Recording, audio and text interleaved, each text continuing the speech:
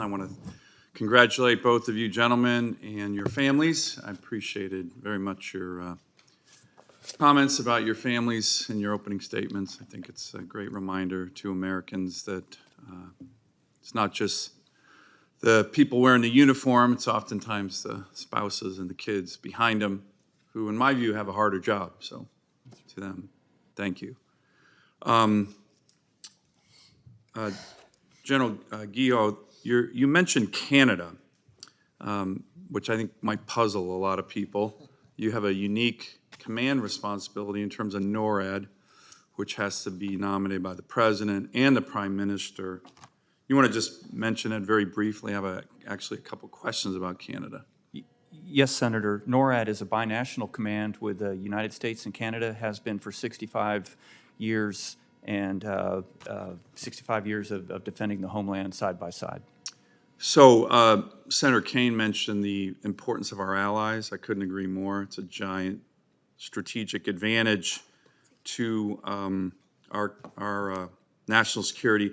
I do want to mention, and it's not always polite, but I'm going to do it here anyways. The Wall Street Journal on July 12th had an editorial entitled "Canada is a Military Free Rider in NATO."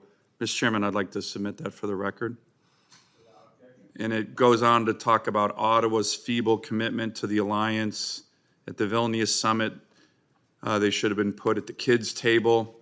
I was actually at the Vilnius summit last week in NATO.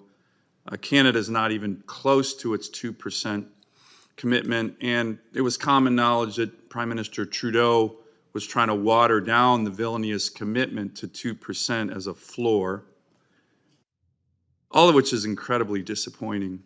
I hope the Canadians are watching your confirmation hearing. General, you'll be working closely with Canada if confirmed. Can you commit to this committee that you can have discussions with the Canadians and say, hey, look, when you're not supporting NATO, when you're not supporting missile defense for North America, it's actually harmful to the alliance. Americans get frustrated when our allies don't pull their weight. And with regard to NATO, Canada is not even close to pulling its weight. Can you commit to us to have those tough conversations, but important, with your Canadian counterparts? Yes, Senator, you can count on me to do that. Thank you. That's really important. You're both Air Force Academy grads, which is great. I'm sure the Air Force Academy is very proud. We're proud. It's awesome. As you know, the father of the Air Force, Billy Mitchell, had a very famous quote. He said, it was actually in front of an armed services hearing in 1935. He talked about one place that actually wasn't a state yet in America, and he called it the most strategic place in the world. Whoever holds this place literally holds the world. Okay, now you guys are Air Force Academy grads. That's the father of the U.S. Air Force. What place was Billy Mitchell referring to? Alaska, Senator. Alaska. General, are you good to go with that? I'm familiar with that, Alaska. Would you yes, confirm that that was Alaska? Good. You passed the test. Thank you. Now, in all seriousness, two issues I just want to talk briefly about Alaska. We talked about domain awareness. General Van Herk's been great on domain awareness. But when it comes to domain awareness, whether it's hypersonics or cruise missiles or balloons, where are they? What's the avenue of approach if our adversaries are going to attack New York City, Miami, Chicago? It doesn't matter. Where are they coming through? Senator, almost any avenue of approach to the homeland comes over the Arctic. Right. So when we talk about domain awareness, where do we need to beef that up in particular? Senator, first and foremost, it needs to be the Arctic. So America's an Arctic nation because of what state? Alaska. So when you're talking about beefing up in the Arctic, you're talking about beefing up in Alaska, correct? Yes, sir, and to your previous point, to talk to our Canadian counterparts about and placing hopefully they'll pay for that, right, at some point. radars there as well. Yeah, they're not very good at paying for missile defense either, even though we protect the whole North American continent. Let me ask the final question. With regard to the Arctic, we have huge strategic interests as a country in the Arctic. Natural resources, transportation routes, strategic locations, mentioned the environment, people.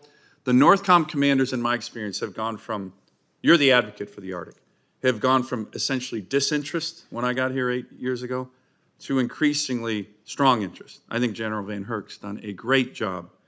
And yet, the Pentagon has been the one agency in all of Washington, D.C. that, in my view, has kind of not really focused. So the reason America and our national security and even the Pentagon are now focusing in the Arctic is almost all from this committee, where we have put it every year in the NDAA, including this requirements. Hey, guys, wake up. Pentagon, wake up. We got big strategic interests in the Arctic. Last year, Senator King and I got the Arctic Security Initiative in. Pentagon fought that, by the way. Icebreakers, ports in Nome, all these presence, resources, issues we put in, not the Pentagon. So can I get your commitment to work with this committee to be 110% focused on the Arctic? To be honest, it's been a little tiring to have to go to the Pentagon and say, hey guys, focus here. Well, we're not really focused here. Then we put it into law. It would be better if you guys could help us. And again, General Van Herk's been great, but can you continue that commitment to work with this committee on the critical issues in the Arctic, particularly as it deals with Russia and China? Senator, you have my commitment. Thank you. Thank you, Mr. Chairman.